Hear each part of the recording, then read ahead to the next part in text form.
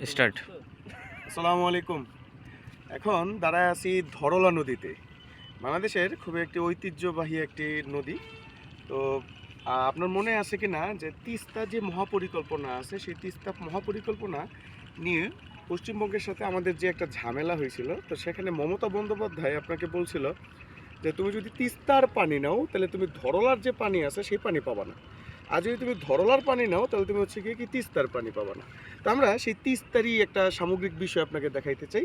ওই পাশে যে হচ্ছে গিয়ে কি যে বিষয়গুলো আছে সেটা হইতেছে গিয়ে কি আপনার হচ্ছে চর, মানে গ্রীষ্মকালে এরকমভাবে হইতেছে গিয়ে কি চর জায়গা থাকে।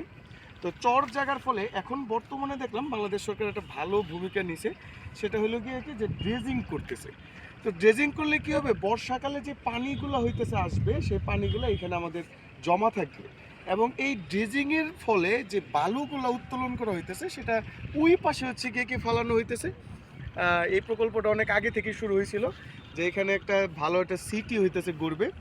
তো আমরা এখন যেই জায়গাটার ভিতরে দাঁড়াইছি এটা হলো একটা চর। হ্যাঁ, এই চরটা শুধুমাত্র গ্রীষ্মকালে হইতেছে কি পাওয়া যায়, বর্ষাকালে এই চরটা আপনার ধু যে পানি আছে সে পানিতে হইতেছে গিয়ে কি থই থই করে। এই চরের ভিতরে আপনি দেখে হচ্ছে গিয়ে কি অবাক হবেন, এই চরের ভিতরে বিভিন্ন প্রকার ইকোনমি হচ্ছে গিয়ে কি আছে।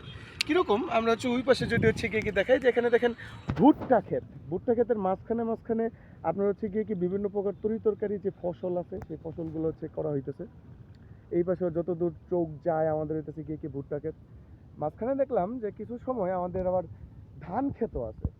অনেক সময় আমরা দেখতে পারি যে যমুনার যেই চরগুলো আছে সেই যমুনার চরের ভিতরে আপনার বাদাম ক্ষেত হইতেছে গিয়ে কি লাগায়। তো এই জিনিসটা আমার কাছে খুব ভালো লাগছে।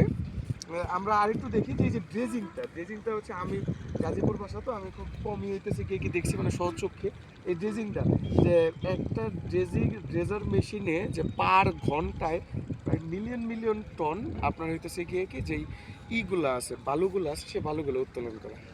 তাহলে আরেকদিন দেখা হবে আরেকটা জায়গায়।